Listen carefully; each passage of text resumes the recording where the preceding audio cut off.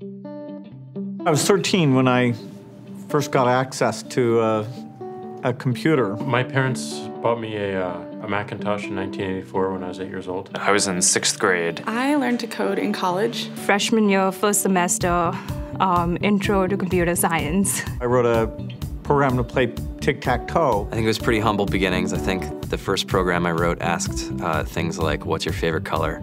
Or how old are you? I first learned how to make a green circle and a red square appear on the screen. The first time I actually had something come up and say, hello world, and I made a computer do that. It was just astonishing. Learning how to program didn't start off as wanting to learn all of computer science or trying to master this discipline or anything like that. It just started off because I wanted to do this one simple thing. I wanted to make something that was fun for myself and my sisters. And I wrote this little program and then basically just add a little bit to it. And then when I needed to learn something new, I looked it up either in a book or on the internet and then added a little bit to it. It's really not unlike kind of playing an instrument or something, or playing a sport.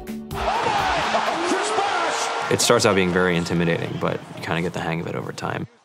Coding is something that can be learned, and I know it can be intimidating. A lot of things are intimidating, but you know, what isn't? A lot of the coding that people do is actually fairly simple. It's more about the process of breaking down problems than sort of coming up with complicated algorithms as people traditionally think about it. You don't have to be a genius to know how to code. You need to be determined. Addition, subtraction, that's about it. You should probably know your multiplication tables. You don't have to be a genius to code. Do you have to be a genius to read? Even if you want to become a race car driver or play baseball or build a house, all of these things have been turned upside down by software. What it is computers are everywhere. You want to work in agriculture? Do you want to work in entertainment? Do you want to work in manufacturing? It's just all over.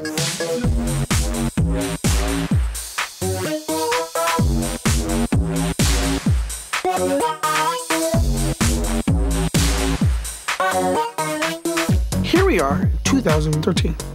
We all depend on technology to communicate, to bank, information, and none of us know how to read and write code.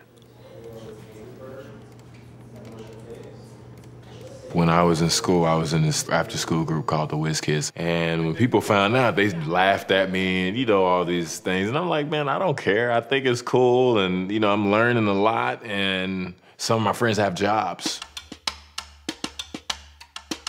Our policy is literally to hire as many talented engineers as we can find.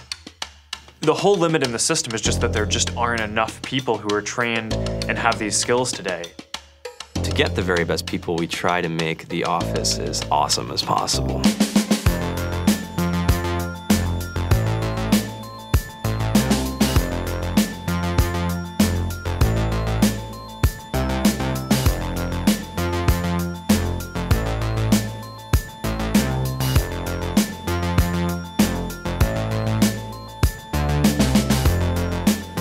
We have a fantastic chef. Free food. Breakfast, lunch, and dinner. Free laundry. Snacks. Even places to play and video games and scooters.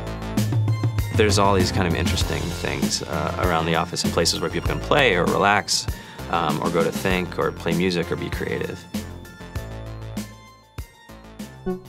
Whether you're trying to make a lot of money or whether you just want to change the world, computer programming is an incredibly empowering skill to learn. I think if someone had told me that software is really about humanity, that it's really about helping people by using computer technology, it would have changed my outlook a lot earlier. To be able to actually come up with an idea and then see it in your hands and then be able to press a button and have it be in millions of people's hands. I think we're the first generation in the world that's really ever had that kind of experience.